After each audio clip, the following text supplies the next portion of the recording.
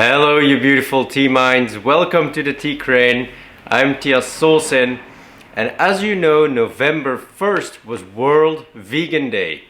Now I had this idea, would vegan tea really be a thing, and would the vegan aspect of tea be something that vegans or vegetarians throughout the world would actually pay attention or care to?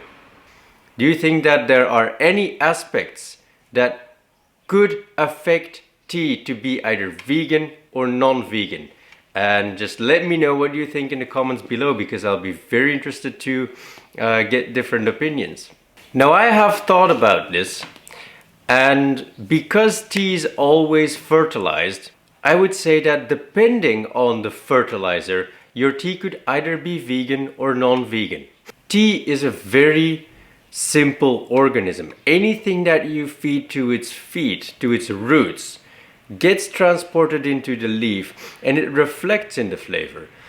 So if you use, and it happens a lot with matcha or high quality teas in Japan, if you use fish remains, fish heads, fish bones, those are things that are literally thrown in between the tea gardens of high grade matcha teas. So it depends on how far you want to take it. If you say nothing that comes from an animal should be in my tea, then we'll have to look for certain teas that meet that expectation and that we can then call vegan tea. So while using animal excrements or remains of fish and other seafood in the production of tea, this is not done for all tea production in Japan. There are certain teas where this provides sufficient nourishment and nitrates to the soil to help make a lush umami flavor in tea. While it produces a thick umami flavor, I personally find that if a tea is untarnished, is not blended, and is just single cultivar, single origin, then you can literally taste what type of fertilizer has been used on that tea. I like fresh teas as well. Fresh, nature, green. Those are the keywords that I look for when I select a tea. I have discovered on my search that not all tea is always fertilized with animal waste. This is the good news for you, because I would say that in an extreme respect, these teas would absolutely fit the vegan idea. So that being said, a lot of the teas that I select are produced without using any animal waste. And it's very easy for me to guarantee that, because what I always do is I go to the farmer, I look at the tea garden, I know the procedures that they use, and I only get the tea from that tea garden and that farmer. What happens with conventional tea is that tea from all over the place is being put together and blended, which means that one farmer might not use animal fertilizer, another farmer might use fish, another farmer might use animal excrements. To guarantee that your tea does not include anything from animal waste, you need to exactly know where it comes from. And that is something that I can do with the Tea Crane teas. As we've been talking about veganism, as we've been talking about vegan tea, I put together a vegan tea set, specially for you, and it only includes those teas that have been produced without interference of any animal product. So the link to this set is in the description below. Go and check it out. And again, let me know in the comments if you think vegan tea is something that is worth looking at, or if you just think no, any tea is vegan when it comes to it, the fertilizer really doesn't matter. I'd be happy to hear your opinion. I can hear the question coming already. So are you vegan? Are you vegetarian? So this is a story from when I was asked, are you a vegetarian or are you a vegan? And to which I responded, no. And the response question to my answer was, then don't you love animals? And I responded, of course I love animals, but I don't specifically only focus my love and attention on animals. The thing is that I love life in general. But what does that mean to love life? By that I mean I love all life. A human is life, an animal is life, a tree is life, a plant is life. Everything that lives on this planet Every living thing, every living organism is life. And to love life is simply this. It's to love everything that we see. And all life is there for the simple purpose of fulfilling its life, but also at the same time to keep all life in balance.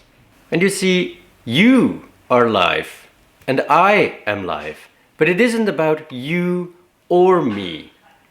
It's about you and me and everything else around us. It's like this in this way, where animals eat other animals to sustain their own life. Animals eat other plants to sustain their own life. The animals and the plants that are eaten are the source of life for other life to flourish. We too eat animals and plants to sustain our own life. Without it, we wouldn't be alive. So it's a matter of being grateful for the things, the living things that are around us, that are there to sustain our life. And to again do our part in sustaining the life of other life around us. In this way, you and I and the dog next door and the park in the tree are not separate, but we are all part of one big system that is called life. And all life has a cycle.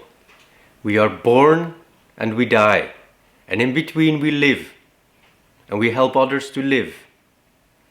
And it's because of this that the cycle of life continues. And that is what I think is one of the most beautiful things, to look at life in its entirety, to see the cycle of life and to see your part as just one shackle in the chain of the entirety of what life is. It's just so much bigger than what we can imagine, and our part is just a little part in it. So instead of singling out one aspect of the entirety of what life is, I say, I love the entirety of life itself.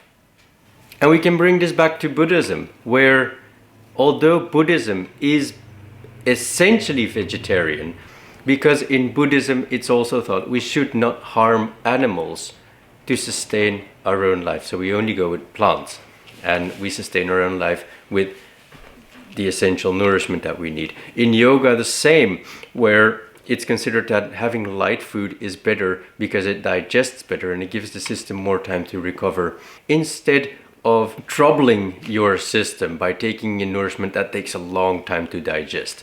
But there are Zen traditions in Japan that say, well, because we live in an environment, it is very difficult to get good vegetables. They live in a very cold area on top of the mountain, where in the summer months it's okay to get vegetables, etc.